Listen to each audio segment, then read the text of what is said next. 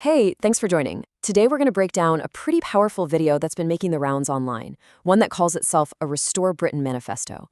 It argues that the country is in a deliberate, managed decline, and it puts forward a really stirring call to action. So let's dive in and unpack how it makes its case. Wow. So right out of the gate, the source material does not pull any punches. It opens with this incredibly stark claim. This immediately frames the whole situation not as a series of mistakes or bad luck, but as a deliberate act of destruction. And that really sets a dramatic tone for everything that follows. Okay, so before we get to any kind of solution, the speaker first wants to lay out their diagnosis of the problem. And the central idea here is that the country is going through a really deep, multi-layered decline. The argument starts right at home, on a local level. It claims that the actual character of British towns and high streets has changed so much that they've become, and this is a direct quote, entirely unrecognizable. It's really an appeal to a feeling that a sense of community and familiarity has been lost. From there, the argument zooms out from the local to the national. It takes aim at public services, arguing that they are, quote, utterly broken. And what's crucial here is the claim that they're overwhelmed because the system just doesn't prioritize its own citizens anymore. Next up, the source takes a look back in time, really mourning the loss of Britain's industrial base. And this isn't just about the economy.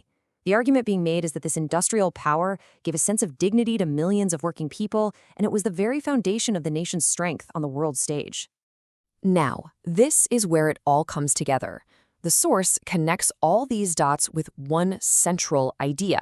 It argues that none of this is happening by accident. It's not just a natural cycle. Instead, it's something called managed decline, a conscious, carefully planned process engineered by the people in charge specifically to weaken the nation. So if the decline is managed, that begs a pretty big question, right? Who's doing the managing?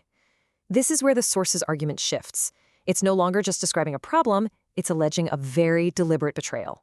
This quote is absolutely central to the message. It takes the whole conversation away from things like incompetence or simple policy failures. No, this suggests intent. It alleges malice and a really profound break in the trust between the people who govern and the people they're supposed to serve.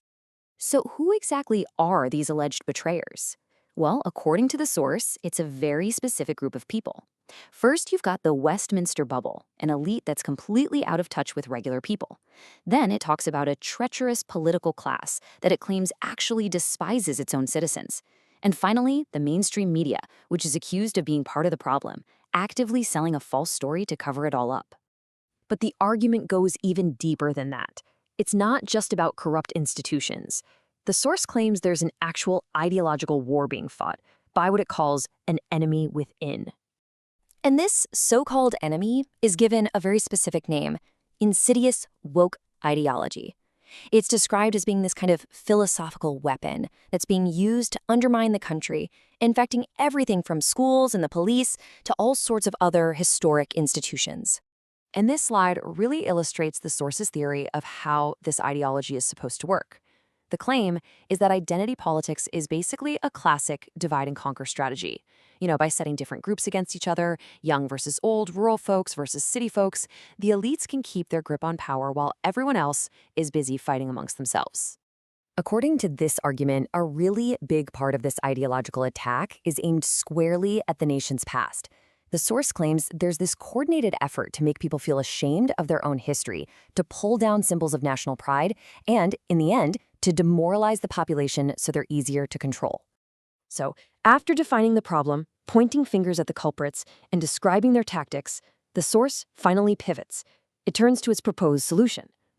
And the counter-strategy isn't some complex 10-point plan. It's a very direct, very powerful call for national unity. The manifesto makes this really specific appeal for unity across the 4 nations of the United Kingdom. This union, it says, is the one thing the establishment is truly afraid of. The argument is that the combined strength of England, Scotland, Wales, and Northern Ireland creates an unbreakable spine that can actually stand up to all these forces of decline. And to really hammer this point home, the source brings up some powerful historical memories.